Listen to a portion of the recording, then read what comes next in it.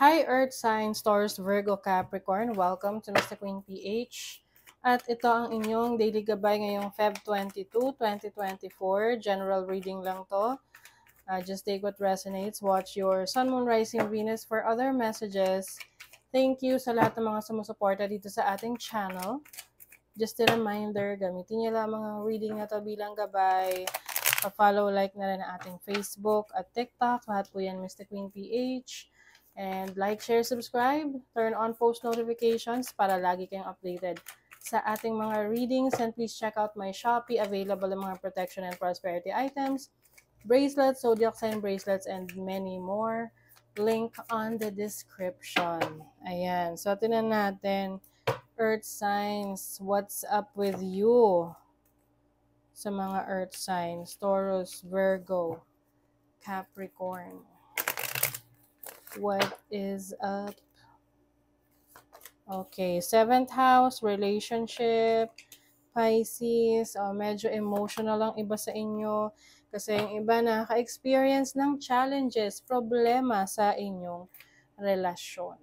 So, itong relasyon na to, hindi lang sa romantic, pwede rin sa kaibigan, sa anak, anyone na very close sa'yo. May challenges. So, sa ngayon, maraming drama around you, no? Let's see. Overall energy. You have the High Priestess, the Ace of Wands, and the Knight of Coins. Okay. I feel like meron ditong nagtatago ng sekreto or merong information na kinikip, no?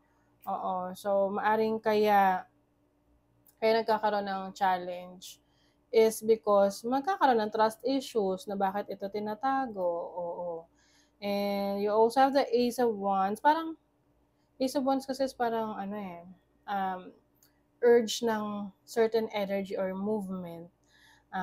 So, pwedeng, parang nag-spark, no? Yung nag-spark na nainis, no? Nag-snap, ganyan. So, pwedeng yan yung reasons kung bakit nagkakaroon kayo ng challenges. Pwede rin may kinalaman to sa pera, no? Itinatago ang pera or kung saan ginamit ang pera, ganyan. Na pwedeng naging problema, issue sa relationship, no? Lalo na sa may mga mag-asawa, no? Isa yan sa pinag-aawayan. Aside from other parties, no? Let's see your money, career, finances, energy. You have the Eight of Swords. So, ayun na nga. You have the Three of Coins. Temperance. Okay. Meron ka mga ine-expect na darating na pera na medyo madidelay. Kailangan lang is patience, no? Patience is the key to success. With the Three of Coins, marami namang nangyayari, no? Sa finances mo, may mga bagong sources of income, may opportunity ka na magpalawak, no, ng iyong trabaho, ng career, ng business mo ngayon. Wag mo lang sanang i-overthink yung situation na parang may konting problema lang, feeling mo maapektuhan na lahat, no? So, mag-focus ka sa mga solusyon sa problema mo. Isa-isa, bigyan mo siya ng solution. At yung mga bagay na hindi mo kontrolado, isurrender mo lang, no? Kasi mas-stress ka lang, no? Lalo na sa mga hinihintay mo na magbayad sa'yo, hinihintay mo na pera.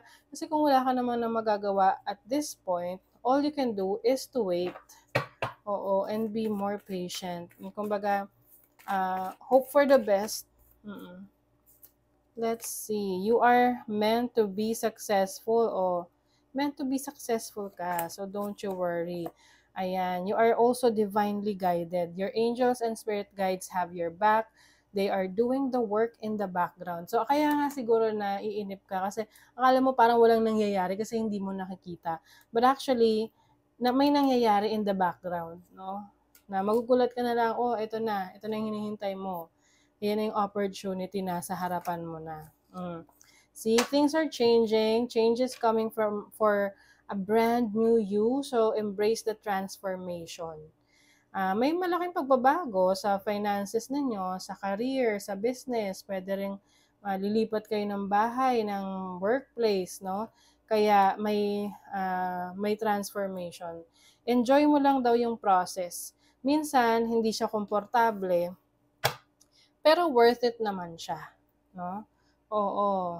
Sometimes change is uncomfortable but worth it. Kasi part talaga yan ng transformation. Tingnan mo, galing siya sa tuyot na sitwasyon papunta sa mas malago, green, ganyan, o, 'di ba? So, ibig sabihin nito, ang career mo, ang business mo, finances mo ay mas uunlad, no? Anytime soon. Kasi you are meant to be successful. Let's see. Your love life naman. You have the Knight of Wands. Okay, the Tower. The Seven of Coins. Okay, meron ditong pinaasa. Oo, or baka ikaw, pinaasa mo yung person. But I see someone na medyo flaky, no? Ibig sabihin, hindi siya ganun ka-reliable na tao. Pwedeng pinaasa siya, no? Meron dito pinaasa, maraming pangako. Especially dun sa mga plano in the future, like yung mga pagkakaroon ng sarili niyong bahay, sasakyan, things like that. Maraming pangako, pero mukhang hindi na matutupad yon nung taong yon. Oo, kasi parang ano siya eh, alam mo yung nagpain lang siya ng mga ganyan. Nangako siya ng nangako para makuha ang loob ng isang tao. Tapos, syempre pag nakuha niya yung loob ng isang tao, meron siyang benepisyo doon, no? So, yun, kaya maaring iba sa inyo, matutuklasan nyo kung sino tong taong to. May disappointment. But, at least, nalaman mo na, no? Na-realize mo na. Yung iba baka pinaasa na engage. Pwedeng kaibigan mo to. Ayan. May limitation. Okay. I feel like pwedeng nasa third party situation to, na pinaasa na wala na sila ng jowa niya, kaya ikaw naman, okay lang, sige, wala na pala sila, pero na-realize mo na sila pa rin pala. So, parang you don't know where to go, lalo na kung you are expecting na itong relationship na to ay mag-move higher, no? To the higher level of commitment. Pero nga pala, hindi pala, no, with the Tower. So, I feel like this has to happen para magigising kung sino yung dapat magising sa katotohanan.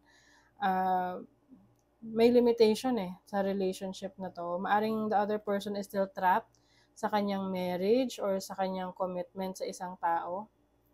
So, kaya ngayon, nung nalaman mo yon, you feel like betrayed, no? Lalo na kung itong tao na to ay minsan naging kaibigan mo rin, no, with a friendship. Or parang yung iba sa inyo, kilala nyo rin yung other person na connected sa person na to. So, yeah, that is your reading, Earth Signs. Thank you so much and bye!